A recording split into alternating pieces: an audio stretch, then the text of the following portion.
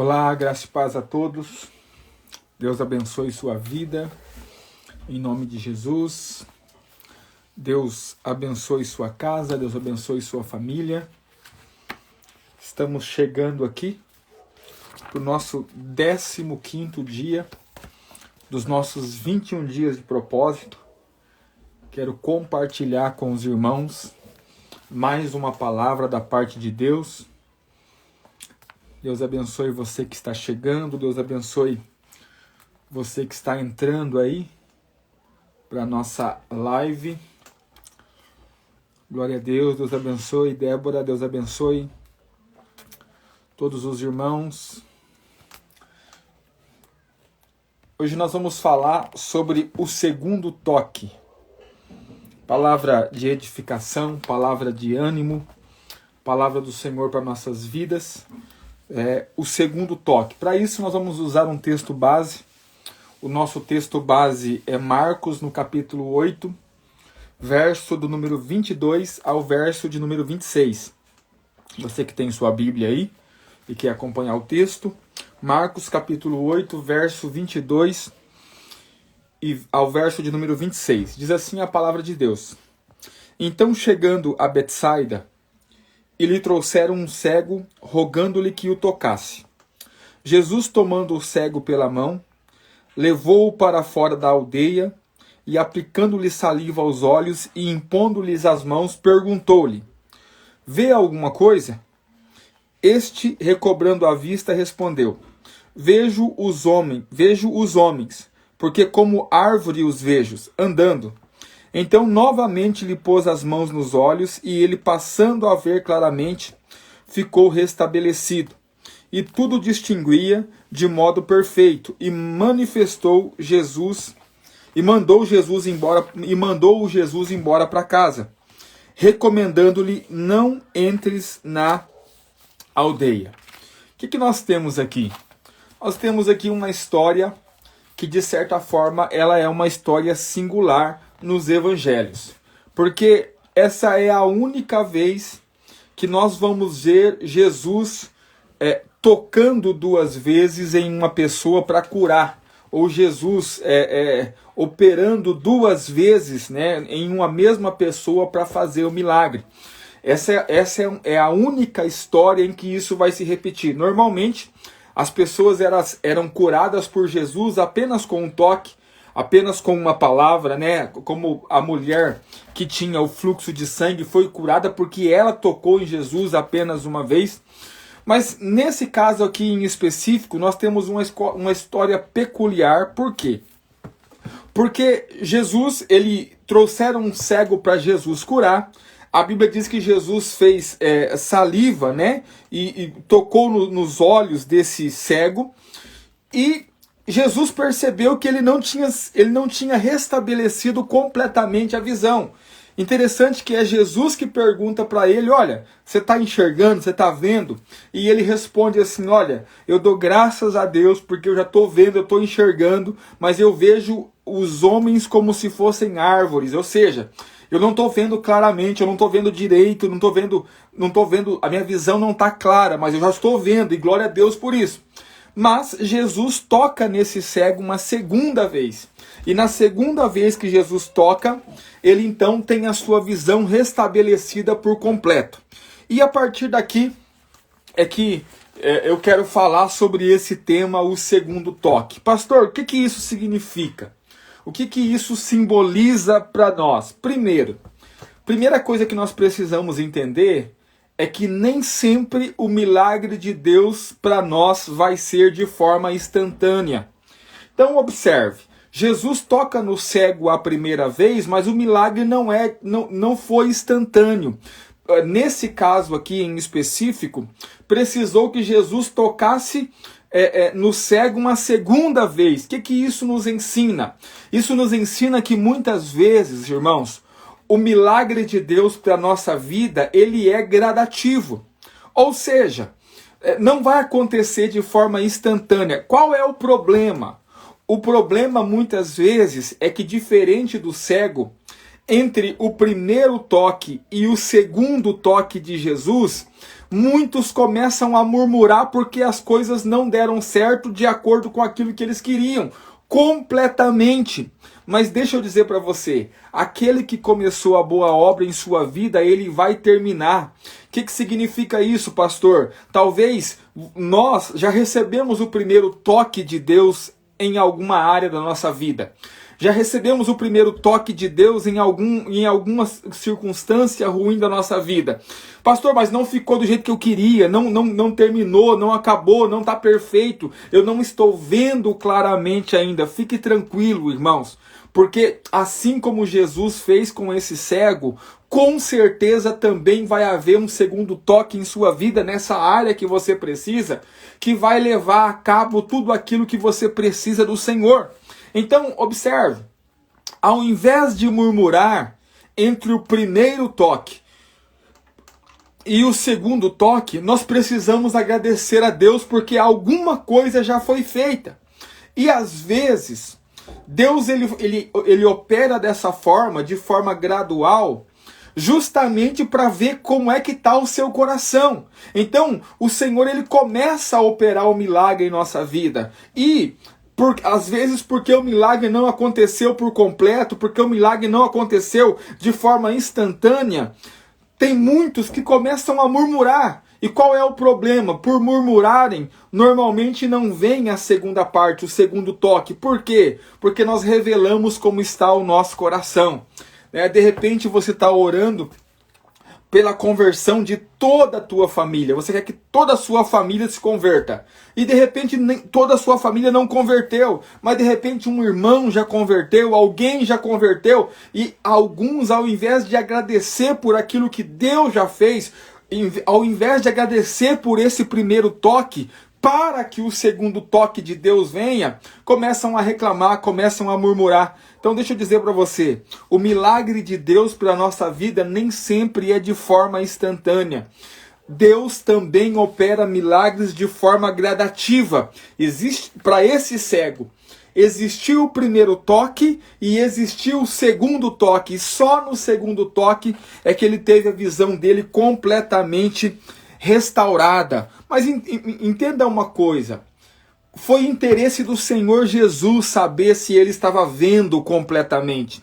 Foi interesse do Senhor Jesus saber se ele realmente tinha alcançado o milagre dele por completo. Não entendi, pastor. É interesse de Deus que você receba o milagre completo. Deixa eu dizer para você, quando Jesus fala que ele veio para nos dar vida, ele diz que não só veio para nos dar vida, mas nos dar vida em abundância. O que significa isso, pastor? Abundância também fala de algo completo. Abundância também fala de algo pleno, de algo totalmente completo, pleno. Deixa eu dizer algo para você. Deus, ele não criou você para viver as coisas pela metade. Deus não criou você para viver uma provisão pela metade, para viver uma cura pela metade, para viver uma salvação da sua família pela metade. Deus criou você para viver coisas plenas, coisas completas. É para isso que Deus criou você. Então, se Deus, assim como ele fez se Jesus, assim como ele fez com o cego, ele já tocou a primeira vez em você, ou seja, parte do milagre já aconteceu, acredite, irmãos, tem um segundo toque chegando. Ou seja, Deus ele vai realizar a obra completa. Deus vai trazer a provisão completa. Deus vai trazer a saúde completa. Deus vai trazer a conversão completa. Pastor, então por que ele não fez de uma vez só? Para ver se o seu coração é grato por aquilo que ele já fez. Para ver se o seu coração é grato por aquilo que ele já começou a fazer. Então, entenda algo, nem sempre o milagre de Deus vai ser instantâneo, nem sempre o milagre de Deus vai ser num momento só. Existem momentos que vai precisar e vai exigir um segundo toque. E entre o primeiro e o segundo toque é a hora de você agradecer a Deus por aquilo que ele já fez. É a hora de você agradecer a Deus por aquilo que você já tem. É a hora de você agradecer a Deus pela provisão que já veio. É a hora de você agradecer a Deus pela porta que já está aberta. Porque se Deus Já tocou a primeira vez, com certeza, ele também vai tocar a segunda e o milagre vai ser completo. Porque Deus não criou você para viver coisas pelas metades. Ele veio para que você tenha vida e tenha vida em abundância. Isso fala de algo completo. Deus, ele vai completar a obra em sua vida. Mas nem sempre isso vai ser de forma instantânea. Muitas vezes vai acontecer como houve com o cego aqui. Vai exigir um segundo toque. E esse segundo toque é que vai trazer a plenitude de Deus para a tua vida. Para a gente entender isso mais precisamente, eu quero usar aqui um exemplo do Antigo Testamento, de um homem que experimentou o segundo toque de Deus na vida dele. E esse homem aqui, e eu vou falar de ele experimentou o segundo toque por um motivo que às vezes é complicado para nós entendermos. Eu vou aqui narrar a história para você entender qual que é o cenário. A Bíblia diz que Elias desafiou os 400 profetas de Baal. E ele disse, olha, vamos fazer o seguinte, nós vamos subir naquele monte, vamos fazer 2 sacrifícios, e o Deus que responder com fogo, esse é o Deus verdadeiro. Se Baal responder com fogo, Baal é o Deus verdadeiro. Se o Deus de Israel responder com fogo, então o Deus de Israel é o Deus verdadeiro. Nós conhecemos a história, eles subiram sobre o monte. Elias permitiu que os profetas de Baal clamassem primeiro. Eles clamaram o dia todo, hora após hora, se batiam, né, se martirizavam ali para ver se o Baal respondia. O Baal não respondeu, não veio o fogo do céu. Chegou a vez de Elias clamar ao Senhor. Quando Elias clama ao Senhor, diz a Bíblia, o fogo do céu vem, consome o holocausto, consome as pedras e consome até a água que Elias tinha colocado em volta do holocausto. Ou seja, o Deus de Israel, esse é o Deus verdadeiro. O que Elias faz agora? Pega esses profetas de Baal, leva eles até o vale e a Bíblia diz que Elias sozinho enfrentou e matou os 400 profetas de Baal, fora os 450 profetas de Astarotes, que isso a gente não vai nem contar. Mas Elias matou sozinho 400 profetas de Baal a fio de espada. Preste atenção, 400 homens Elias enfrentou. Quando isso acontece, Elias recebe um recado de uma mulher chamada Jezabel. O que Elias faz nesse momento? Preste atenção. Ele acabou de enfrentar 400 profetas, 400 homens, e venceu 400 homens, matou os 400 homens. A mulher manda um recado para ele dizendo assim, olha, amanhã a essa hora você vai estar morto, porque você matou os profetas de Baal. A Bíblia diz que Elias foge desesperado, deixa o seu servo em um lugar, vai até debaixo de um pé de zimbro e diz assim para Deus, Deus, tira a minha vida, me mata, eu não quero mais viver. Peraí, irmão, preste atenção nisso aqui. Um cara que não teve medo de 400 profetas de Baal, um cara que enfrentou 400 profetas de Baal de uma vez só e matou os 400 profetas de Baal, está fugindo da ameaça de uma mulher. Tem algo errado aqui. Pastor, o que está errado aqui? Deixa eu dizer algo para você. Receba isso como palavra de Deus para a tua vida. Ninguém é valente o tempo todo.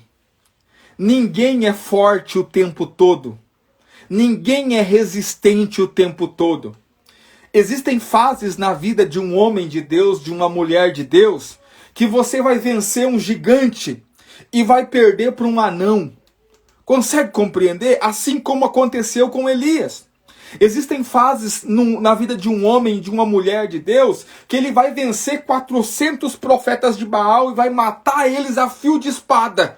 Mas uma mulher vai fazer ameaça e toda aquela fé vai desmoronar. Por quê, pastor?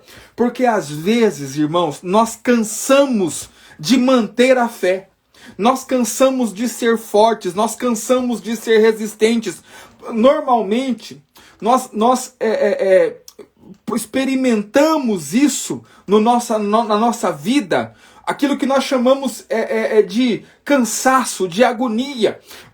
As coisas estão tudo bem, tudo deu certo, você acabou de experimentar milagre, favor de Deus, bênção de Deus, mas você não sabe de onde vem o desânimo, você não sabe de onde vem o cansaço, você só sabe que a sua alma está cansada, que a sua alma, na alma você está perdendo a fé. Por quê, pastor? Porque ninguém é forte o tempo todo, irmãos. Ninguém é valente o tempo todo, acredite.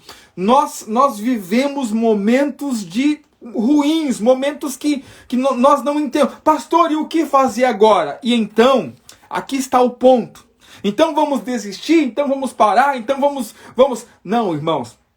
Porque é nesse momento que você vai experimentar o toque do Senhor. Eu quero ler com você o texto. Livro dos Reis, 1 Reis, capítulo 19, verso de número 1 ao 6, diz assim: Acabe fez saber a Jezabel tudo quanto Elias havia feito, e como matara os profetas à espada. Então Jezabel mandou um mensageiro a Elias a dizer-lhe: Façam-me os deuses como lhes aprouver, se amanhã a esta hora não fizer eu a tua vida como fizeste a cada um deles. Ou seja, eu vou te matar assim como você matou eles. Temendo, pois, Elias... Presta atenção, ele teve medo da Jezabel. Como ele não teve medo dos 400 profetas de Baal, mas tem medo de uma mulher. Temendo Elias, levantou-se e para salvar a sua vida se foi. E chegando a Berseba, que pertence a Judá, e ali deixou o seu moço. Ele mesmo, porém, se foi ao deserto, caminho de um dia, e veio e se assentou debaixo de um zimbro. E pediu para si a morte e disse: Basta. Toma agora, ó Senhor, a minha alma, pois não sou melhor do que meus pais. Deitou-se e dormiu debaixo do zimbro. E eis que um anjo tocou-lhe e disse: Levanta-te e come. Olhou ele e viu, junto à cabeceira, um pão cozido sobre as pedras, em brasa, e uma botija de água. Comeu, bebeu e tornou a dormir. Preste atenção em algo precioso, irmãos. Eu fico imaginando essa cena. O Elias acabou de vencer 400 profetas de Baal, agora está fugindo de uma mulher. Com medo da ameaça de uma mulher. Ele se assenta debaixo desse pé de zimbro e diz: Deus, me mata. Tira a minha vida, eu não quero mais viver. Basta, eu quero a morte. O que Deus faz? Deus envia a morte para ele? Não. Deus diz para o anjo: Anjo, vai lá, pega, faz o pão, coloca na brasa, assa o pão, traz a botija de água, para que quando Elias acordar do sono, o pão possa estar fresquinho na brasa para ele comer. Pastor, não entendi. Deixa eu dizer para você, irmão. Deus sabe que você não vai ser forte o tempo todo. Deus sabe que nós não vamos resistir o tempo todo. Deus sabe que na nossa vida vem esses momentos de agonia, de alma. Vem esses momentos de fraqueza. Pastor, Deus vai me massacrar porque eu falei que eu ia largar o ministério, que eu não queria mais. Não. Você sabe o que Deus vai fazer? Ele vai enviar pão fresco para você e água fresca para você beber, para que você recobre a sua energia. É isso que Ele vai fazer.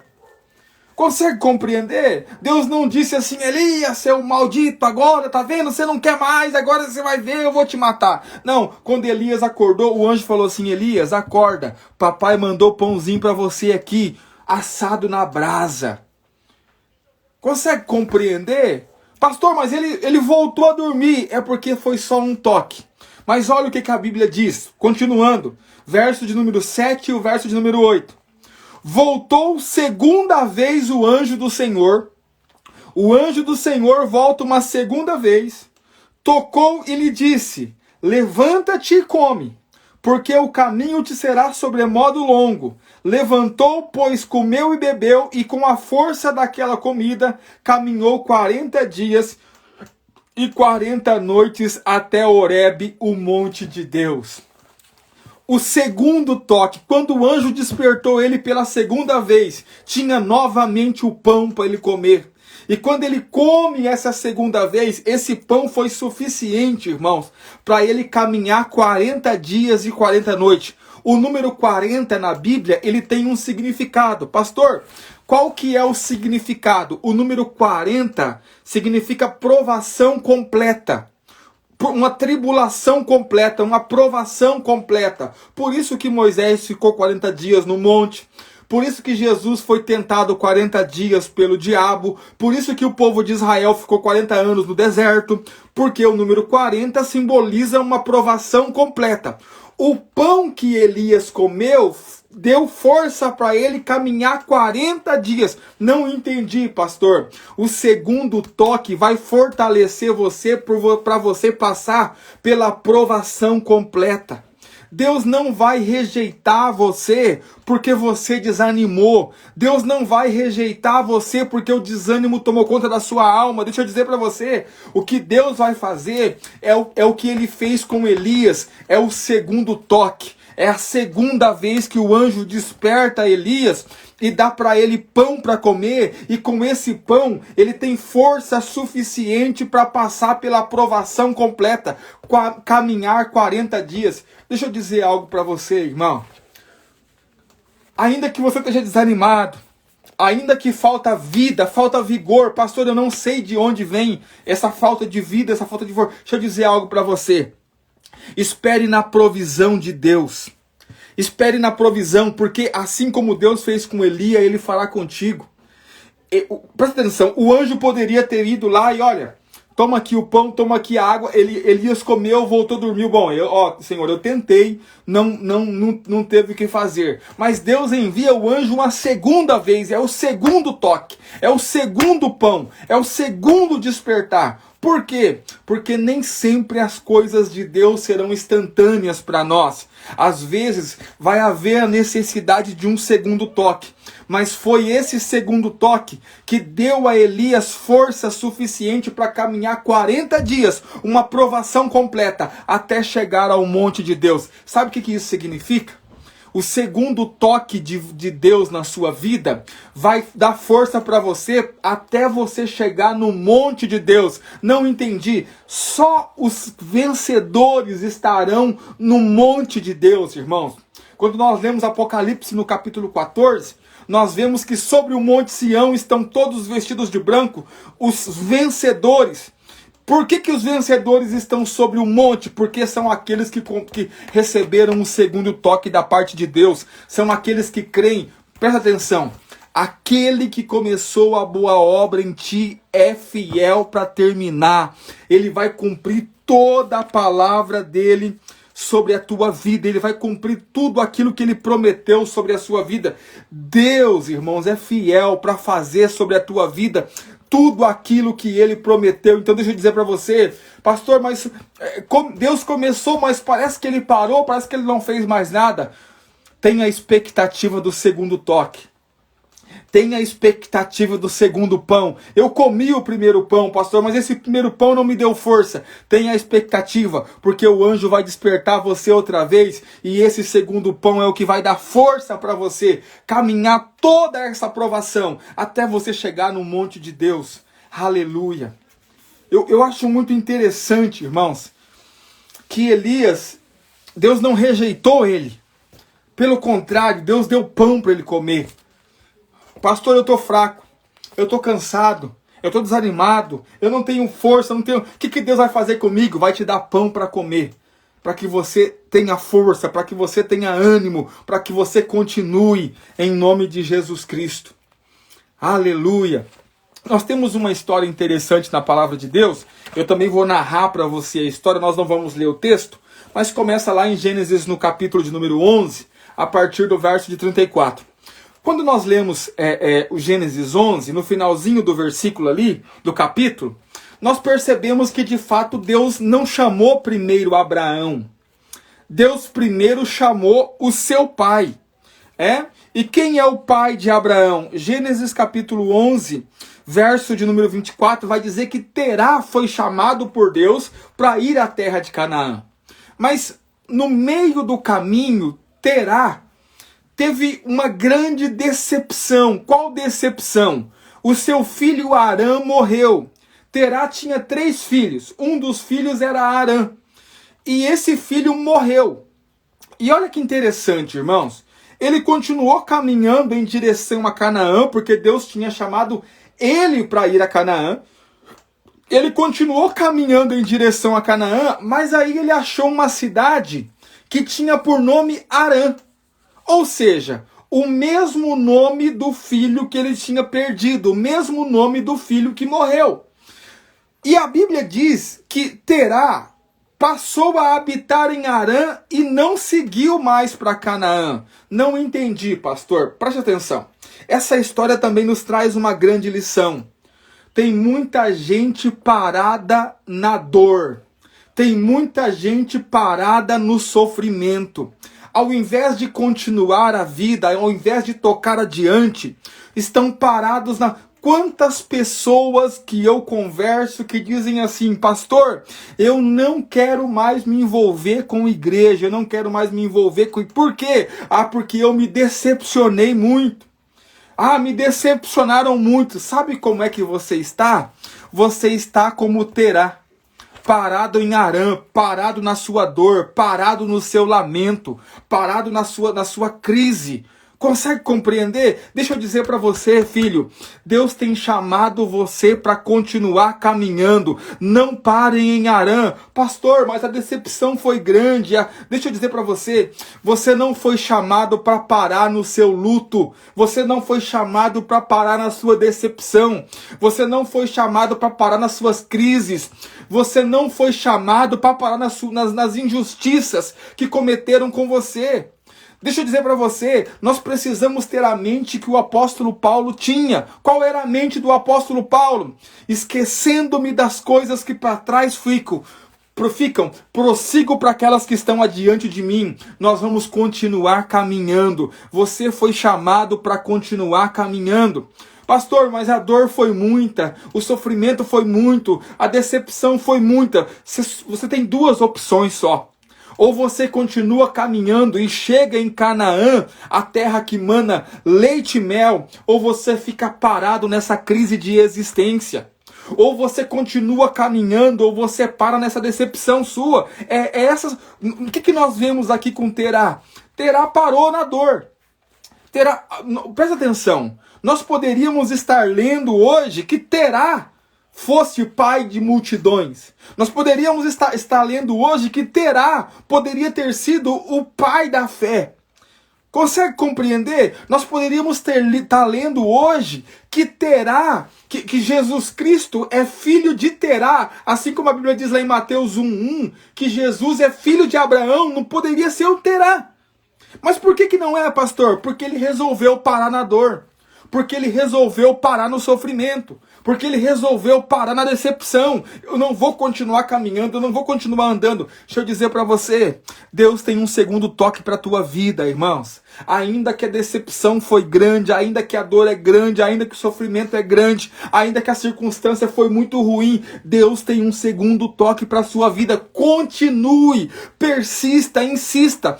Você não foi chamado para parar no meio do caminho. Você foi chamado para ir até o fim, para chegar em Canaã. Receba essa palavra como uma palavra de Deus para a tua vida. Irmão, quanta gente parada na dor, quanta gente parada no sofrimento, quanta gente parada na decepção.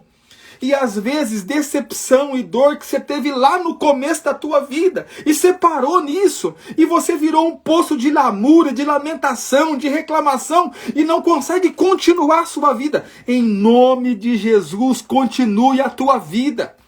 Continue. Deus tem um segundo toque para você. O segundo toque de Deus para você está chegando. É tempo de Deus tocar na tua vida, irmãos. Mas você precisa continuar caminhando. Você precisa esquecer das coisas que para trás ficaram e começar a caminhar para as coisas que estão à frente de você. No nome de Jesus Cristo. Olha o exemplo que nós temos de Ló.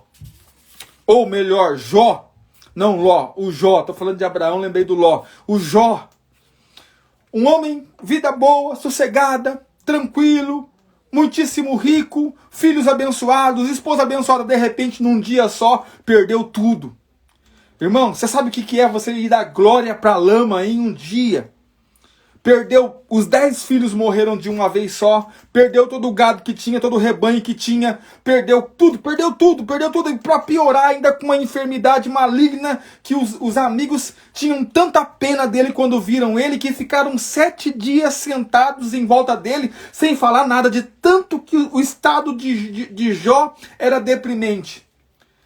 Só que, preste atenção, no meio do livro de Jó, nós temos uma afirmação de Jó, que já descrevia qual seria o futuro dele. Ele está sentado em meio a cinzas, coçando as feridas com um caco de telha, os amigos lamentando e dizendo, olha Jó, você fez alguma coisa errada, e perca de filhos, a mulher dizendo, amaldiçoa teu Deus e morre, e o Jó diz assim, eu sei que o meu Redentor vive, e por fim ele se levantará do seu trono e virá a meu favor. Qual é o final da história? A Bíblia diz que enquanto Jó, nós temos no capítulo 42, verso 10, diz assim, mudou o Senhor a sorte de Jó, quando este orava pelos seus amigos, e o Senhor lhe deu o dobro de tudo que antes possuíra. Já imaginou se Jó resolvesse ficar parado no lamento dele? Já imaginou se Jó resolvesse parar no meio e dizer assim, minha vida realmente é uma porcaria, porque olha só o que aconteceu. Já imaginou? Mas qual que era a atitude de Jó? Eu sei que o meu Redentor vive e por fim se levantará do seu trono e ele virá a meu favor.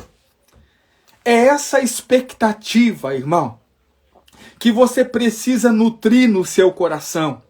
Qual expectativa? Tem um segundo toque, irmãos. Tem um segundo toque. Deus vai tocar na sua vida. Pastor, mas olha, a decepção foi muita. Irmão, acredite. O melhor de Deus, não estou falando como um chavão de pregador. Estou falando como uma verdade da palavra de Deus. O melhor de Deus para a tua vida ainda está por vir. Hoje eu mandei essa mensagem para um pastor amigo meu, que há poucos dias atrás teve Covid, ficou internado, teve ansiedade, e eu mandei umas mensagens para ele enquanto ele estava no hospital. Ele me mandou agradecendo, falando, pastor, obrigado pelas suas palavras, foram suas palavras que me ajudaram a sair daquele lugar. E eu mandei para ele assim, o melhor de Deus ainda está por vir sobre a tua vida. O melhor de Deus está por vir. É essa expectativa que nós temos que nutrir em nosso coração. Nós não temos que ficar parados nos nossos lamentos, nossas lamúrias. Nós não temos que ficar parados na nossa dor, na nossa decepção. Nós precisamos continuar, porque nós sabemos que o nosso Redentor vive e que por fim ele levantará-se do seu trono e virá ao nosso favor. É nisso que nós cremos, irmãos. É nisso que nós acreditamos. Então eu vim aqui para declarar uma palavra de Deus sobre a tua vida. Continua. Não pare, irmãos. Não pare. No nome de Jesus, não pare. Continue. Sabe? Você não tem que... presta atenção. Deus é contigo. E se Deus é por nós, quem será contra nós? A Bíblia diz, aquele que nem mesmo a seu próprio filho poupou, antes o entregou por todos nós, como não nos dará também com ele todas as coisas? E essas todas as coisas inclui exatamente o que você precisa, irmão. Essas todas as coisas incluem o que você precisa. Sabe? Se ele é por você, continue caminhando. Você não foi chamado para parar no meio do caminho. Existe um segundo toque de Deus para a sua vida. Existe uma segunda fase, assim como foi na vida de Jó. Deus acrescentou tudo em dobro. Tudo em dobro. Pastor, mas eu já estou vivendo o melhor de Deus. Você não viu nada ainda. você ainda não viu nada. Você vai ver quando vier o segundo toque de Deus sobre a tua vida. Você ainda não experimentou tudo, porque tem mais. Tem mais. Deus, ele é especialista em nos surpreender. É Deus que começa a obra, é Deus que termina a obra, é Deus que começa a história, é Deus que termina a história. A última palavra sobre a sua vida vem de Deus. É Deus que vai determinar a última palavra sobre a tua vida. Então creia num segundo toque, no nome de Jesus Cristo. Quero orar por você no nome de Jesus, declarar a bênção de Deus e declarar também o segundo toque de Deus sobre a tua vida. Pai, em nome de Jesus, eu oro pelos meus irmãos e quero declarar sobre eles, papai, que eles experimentem o mesmo milagre que experimentou Elias, o mesmo milagre que experimentou aquele cego, o mesmo milagre que Jó experimentou, no nome de Jesus Cristo. Que nós não venhamos ser como Terã, Senhor, que parou no meio do caminho, que parou na decepção, que parou na dor, que parou no sofrimento, mas que nós venhamos continuar, prosseguir caminhando com o Senhor, no nome de Jesus Cristo. Porque nós cremos, Senhor, que o Senhor nos gerou, nos criou e escreveu a nossa história para que nós venhamos dar certo nessa vida. E nós sabemos que tudo do Senhor para nós é completo, é pleno, porque é assim que o Senhor é, um Deus completo e pleno, e nós sabemos que nenhuma história ficará pelo meio do caminho, no nome de Jesus. Eu declaro sobre a sua vida o segundo toque do Senhor, no nome de Jesus. Eu declaro que coisas maiores e melhores virão. Eu declaro que ainda que não existam circunstâncias ao seu favor, Deus operará milagres sobrenaturais na tua vida e em nome de Jesus, você vai experimentar o melhor de Deus para a tua vida, no nome de Jesus. Eu declaro que Deus vai abrir portas que você nem imagina que existiam para a tua vida. Eu declaro que Deus vai restaurar tudo aquilo que você achou que estava acabado, terminado, no nome de Jesus. Deus vai transformar o seu pranto em alegria. Deus vai transformar o luto em alegria, em nome de Jesus. É isso que eu declaro sobre a tua vida. O Senhor vai transformar o choro em sorriso, em alegria. Porque Deus não é Deus de deixar as coisas pela metade. Eu declaro o segundo toque de Deus sobre a sua vida, assim como foi com aquele cego, assim como foi com Elias, assim como foi com Jó, assim também será em tua vida. É isso que eu estou profetizando sobre você, no nome de Jesus, no nome de Jesus. Amém. Glória a Deus. Quero pedir aqui favor diário para os irmãos. Compartilhe essa palavra. Quantas pessoas feridas e machucadas, irmãos, que podem ser restauradas por essa palavra da parte de Deus, da parte do Espírito de Deus. Então seja você um instrumento de Deus, compartilhe com o maior número de pessoas que você puder, tira print, envia, eu vou salvar aqui a palavra, você marque aí o maior número de pessoas que você puder marcar. Vamos ser porta-vozes de Deus, vamos ser instrumentos de Deus, para que outras vidas sejam alcançadas no nome de Jesus.